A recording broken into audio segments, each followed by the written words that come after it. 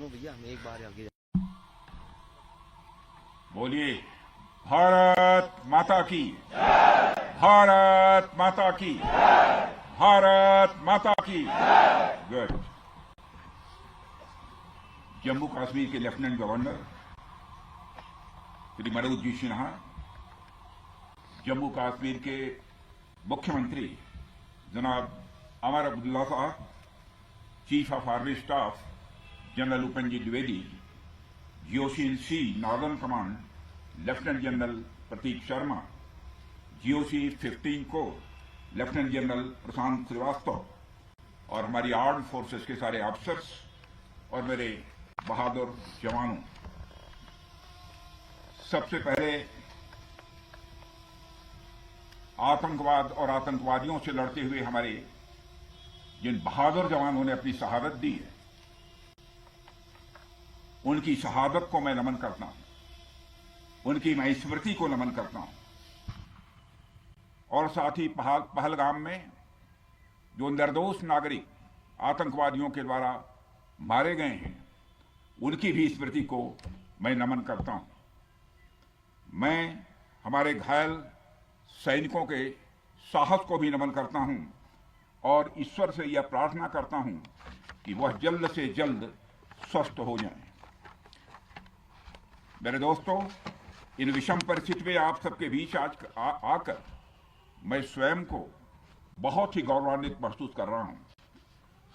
हमारे प्रधानमंत्री माननीय नरेंद्र मोदी जी के कुशल नेतृत्व और मार्गदर्शन में ऑपरेशन सिंदूर के दौरान आपने जो कुछ भी किया है, उस पर पूरे देश को गर्व की अनुभूति हो रही है। मैं अभी भले ही आपका रक्षा मंत्री हूं, लेकिन उससे पहले तो मैं भारत का एक नागरिक हूं। रक्षा मंत्री के साथ साथ मैं आज भारत के नागरिक के रूप में भी आप सबके प्रति आभार व्यक्त करने के लिए यहां मौजूद हूं। पहलगाम हमले के बाद हमारे जम्मू कश्मीर की जनता ने पूरी एकजुटता के साथ और पाकिस्तान और साथ ही साथ आतंकवादियों के प्रति जिस प्रकार से अपने गुस्से का इजहार किया है, मैं जम्मू कश्मीर की जनता का भी अभिनंदन करता हूं। मेरे साथियों, आपकी उस ऊर्जा को महसूस करने आया हूं जिसने दुश्मनों को नष्ट नाबूद कर दिया है। आपने जिस तरीके से सीमा के उस पार पाकिस्तान की चौकियों और बंकरों को आपने ध्वस्त किया, दुश्मन मैं समझता हूं उसे कभी भूल नहीं सकता। आपने देखा होगा कि आमतौर पर लोग जोश में होश खो देते हैं, लेकिन आपने जोश भी रखा, होश भी रखा और सूझबूझ के साथ दुश्मनों के ठिकानों को आपने बर्बाद किया है। आज मैं यहां रक्षा मंत्री के साथ साथ एक मैसेंजर के रूप में भी आप सबके सामने मौजूद हूं। पूरे देश की शुभकामनाएं, उनकी प्रार्थनाएं और उनकी कृतज्ञता को लेकर आप सबके बीच यहां मैं मौजूद हूं। एक तरह से आप समझिए कि मैं एक डाकिया बनकर आपके बीच आया हूं और देशवासियों का संदेश लाया हूं। संदेश यह है कि हमें हमारी सेनाओं पर गर्व है। साथियों, ऑपरेशन सिंदूर सिर्फ एक ऑपरेशन का नाम भर नहीं है, बल्कि यह एक हमारी प्रतिबद्धता है, यह हमारा एक कमिटमेंट है। एक ऐसी प्रतिबद्धता जिसमें भारत ने दिखा दिया कि हम सिर्फ डिफेंस नहीं करते हैं, जब वक्त आता है तो हम कठोर निर्णय भी लेते हैं और कठोर कार्रवाई भी करते हैं।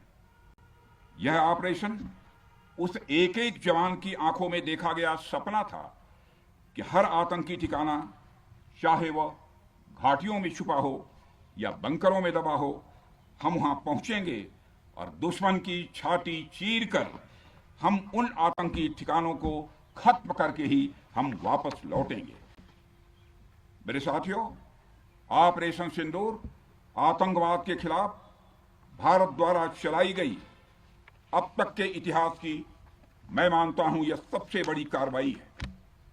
35-40 वर्षों से भारत सरहद पार से चलाए जा रही आतंकवाद का सामना कर रहा है। आज भारत ने पूरी दुनिया को यह साफ कर दिया है, यह स्पष्ट कर दिया है कि आतंकवाद के खिलाफ हम किसी भी हद तक जा सकते हैं। साथियों, आतंकवादियों ने पहलगाम में आतंकवादी घटना को अंजाम देकर भारत के मस्तक पर चोट पहुंचाने की कोशिश की है। भारत की सामाजिक एकता को तोड़ने का भी प्रयास किया गया है। उन्होंने भारत के माथे पर वार किया, हमने उनकी छाती पर वार किया है और छाती पर घाव किया है। पाकिस्तान के जख्मों का इलाज इसी बात में है कि वह भारत विरोधी और आतंकवादी संगठनों को पनाह देना बंद करे और अपनी जमीन का इस्तेमाल भारत के खिलाफ किसी भी सूरत में न होने दे।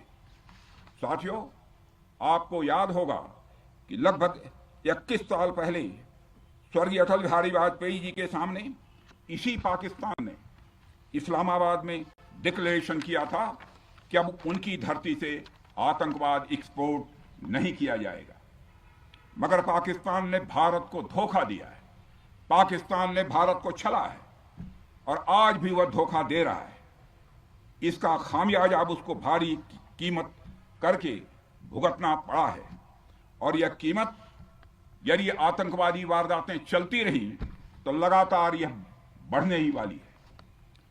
हमारे प्रधानमंत्री श्री नरेंद्र मोदी जी ने दो टूक शब्दों में आतंकवाद के खिलाफ भारत की नीति को रीडिफाइन कर दिया है, इसे परिभाषित कर दिया है, जो यह कहती है कि हिंदुस्तान की सरजमी पर किया गया कोई भी आतंकी हमला एक एक्ट ऑफ वार माना जाएगा। दोनों देशों में जो अंडरस्टैंडिंग बनी है फिलहाल वह इसी बात को लेकर है कि सरहद पार से कोई बेजा हरकत अब नहीं की जाएगी। अगर की गई तो बात निकलेगी तो बहुत दूर तक जाएगी। साथ ही हमारे प्रधानमंत्री ने यह भी साफ कर दिया है, आतंक और बातचीत कदापि एक साथ नहीं चलेंगे और अगर बात होगी तो आतंकवाद पर होगी और पाक ऑक्युपाइड कश्मीर पर ही होगी। साथियों, ऑपरेशन सिंदूर की कामयाबी ने पाकिस्तान में छिपे आतंकी संगठनों और उनके आकाओं को भी यह साफ बता दिया है कि वे कहीं भी अपने आप को महफूज और सुरक्षित न समझें। अब वे हमारे बहादुर भारतीय सेनाओं के निशाने पर हैं। दुनिया जानती है हमारी सेनाओं का निशाना अचूक है और जब वो निशाना लगाते हैं तो गिनती करने का काम वह दुश्मनों पर छोड़ देते हैं। साथियों, आज आतंकवाद के खिलाफ भारत की प्रतिज्ञा कितनी कठोर है इसका पता इसी बात से चलता है कि हमने उनके न्यूक्लियर ब्लैकमेल की भी परवाह नहीं की है। पूरी दुनिया ने देखा है कि कैसे गैर जिम्मेदाराना तरीके से पाकिस्तान द्वारा भारत को अनेक बार एटमी धमकियां दी गई हैं। आज श्रीनगर की धरती से मैं पूरी दुनिया के सामने यह सवाल उठाना चाहता हूं कि क्या ऐसे गैर जिम्मेदार और रोग नेशन के हाथों में परमाणु हथियार सुरक्षित हैं? मैं दुनिया के सामने यह सवाल खड़ा करना चाहता हूं। मैं मानता हूं कि पाकिस्तान के एटमी हथियारों को IAEA international atomic energy agency की निगरानी में लिया जाना चाहिए। मैं ये कहना चाहूंगा और साफ तौर पर कहना चाहूंगा। साथियों, हमारी सेनाओं हमारी सीमाओं पर अपनी मातृभूमि की रक्षा के लिए जिस तरह से आप सभी बिना रुके बिना थके दिन रात लगे रहते हैं वह अपने आप में अद्भुत है और अद्वितीय भी है। आपकी यही बातें हम सब भारतीयों के लिए मार्गदर्शक का कार्य करती हैं। यही कारण है कि मैं हमेशा आपसे मिलने के लिए उत्साहित रहता हूं ताकि आपके अंदर की ऊर्जा से हम सब भी कुछ प्रेरणा ले सकें। साथियों, आतंकियों ने पहलगाम में धर्म पूछकर हमारे निर्दोष लोगों को मारा। उसके बाद आपने जो जवाब दिया उसे पूरी दुनिया ने देखा है। उन्होंने यह नहीं सोचा कि आम नागरिकों ने उनका क्या बिगाड़ा है, उन्होंने ऐसा क्या किया है कि उन्हें मार दिया जाए। पर मैं यह कहना चाहूंगा, आतंकियों ने भारतीयों को धर्म पूछकर देखकर मारा, धर्म पूछकर मारा, तो हमने आतंकियों को उनका कर्म देखकर मारा है। उन्होंने धर्म देखकर बेगुनाहों की जान ली। यह पाकिस्तान का कर्म था, हमने कर्म देखकर उनका खात्मा किया।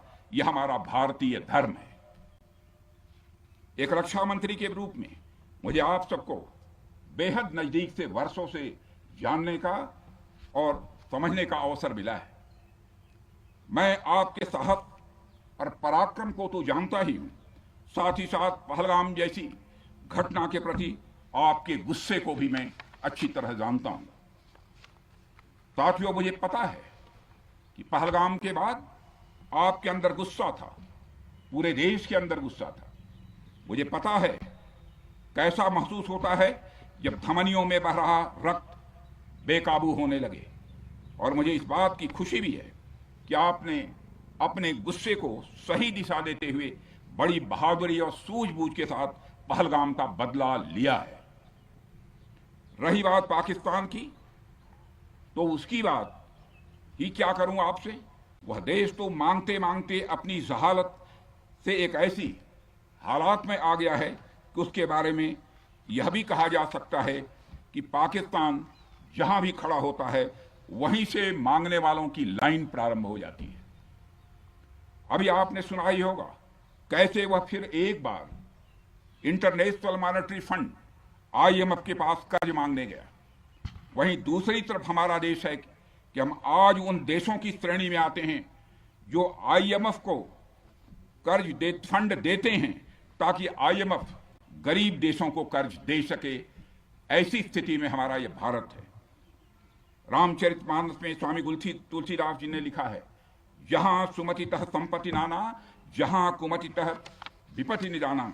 यानी जहां सुमति होती है, अच्छी नीतियां होती हैं, वहां सुख और समृद्धि होती है, और जहां कुमति होती है, बुरी मति होती है, केवल दूसरों के हित की भावना होती है, वहां तरह तरह की विपत्तियां स्वाभाविक रूप से आती ही हैं। पाकिस्तान जिसका जीता जागता यह उदाहरण है। साथियों, भारत के बारे में पूरी दुनिया यह बात जानती है कि हमने हमेशा शांति को प्राथमिकता दी है। हम आमतौर पर युद्ध के समर्थक कभी नहीं रहे, लेकिन स्थितियां जब इतनी विकट हो जाएं, जब देश की संप्रभुता पर आक्रमण होने लगे, तो जवाब देना यह आवश्यक हो जाता है। राष्ट्रकवि रामधारी सिंह दिनकर जी की पंक्तियां आपके सामने रखना चाहूंगा। रुग्ण होना चाहता कोई नहीं, रुग्ण होना चाहता कोई नहीं, रोग लेकिन आ गया जब पास हो तिक्त औषधि, कड़वी औषधि। तिक्त औषधि के सिवा उपचार क्या, शमित होगा वह नहीं मिष्ठान्न से। यानी कोई बीमारी अगर लग जाए वह मिठाई से दूर नहीं होती है, उसके लिए कड़वी दवा ही काम करती है। इसलिए आतंकवाद जैसे रोग के लिए भी ऑपरेशन सिंदूर जैसी दवा की बड़ी जरूरत हो गई थी। साथियों, पूरे देश में हमारी सेनाओं को और हमारे सैनिकों को एक सम्मान की दृष्टि से देखा जाता है। एक सशक्त राष्ट्र वही होता है जो अपनी सेनाओं को सम्मान के साथ साथ आधुनिक हथियार और साजो सामान भी दे जिसकी उसे जरूरत है। मुझे गर्व है कि आज प्रधानमंत्री जी के नेतृत्व में सरकार हमारी सेनाओं के लिए यह सब सारा काम कर रही है। हमने यह सुनिश्चित किया है कि हमारी सेनाएं हर परिस्थिति के लिए तैयार रहें। और मैं यहां पर army chief general Upendra Dwivedi ji को भी बधाई देना चाहता हूं, क्योंकि बार बार मेरी चर्चा होती रही है और बार बार मैं यह पूछता हूं कि जो भी आवश्यकताएं हैं उन आवश्यकताओं को पूरा करने के लिए हम पूरी तरह से तैयार हैं। और इसलिए इसके लिए हम वर्ल्ड क्लास बेहतरीन गुणवत्ता वाले साजो सामान अपनी सेनाओं को देने की कोशिश कर रहे हैं। आज आधुनिक राइफल्स, मिसाइल डिफेंस शील्ड और ड्रोन्स जैसी नई पीढ़ी के कई इक्विपमेंट को तेजी से भारत में ही बनाया जा रहा है। साथियों, इसके अलावा सीमावर्ती इलाकों में हमने जो काम किया है वो आप सब देख रहे होंगे। आज LAC और LOC पर भी कनेक्टिविटी है, वैसी पहले शायद कभी नहीं थी। हमने हर स्तर पर यह दिखाया है कि हमारी सरकार केवल युद्ध भूमि पर ही नहीं बल्कि व्यक्तिगत रूप से और पारिवारिक रूप के साथ अपने सेना के जवानों के साथ खड़ी है। साथियों, अंत में एक बार फिर आप सभी को आपके शौर्य और पराक्रम के लिए हृदय से हार्दिक बधाई देता हूं। मैं आपको यह आश्वासन देता हूं कि हमारे प्रधानमंत्री जी के नेतृत्व में देश की सरकार और देश की जनता हर कदम पर, हर स्थिति में आपके साथ कंधे से कंधा मिलाकर खड़ी है। मुझे पूरा विश्वास है कि आपके सहयोग से हम इस पूरे क्षेत्र में आतंकवाद का समूल नाश करेंगे, ताकि कल को कोई भारत की संप्रभुता के खिलाफ आंख उठाने की हिमाकत न कर सके। इसी आशा और विश्वास के साथ आप सबके शौर्य और पराक्रम की सराहना करते हुए और आप सभी को अपनी हार्दिक शुभकामनाएं देते हुए अपना निवेदन समाप्त करता हूं। बोलिए जय हिंद, जय हिंद। यहाँ का घोष वाक्य क्या है इस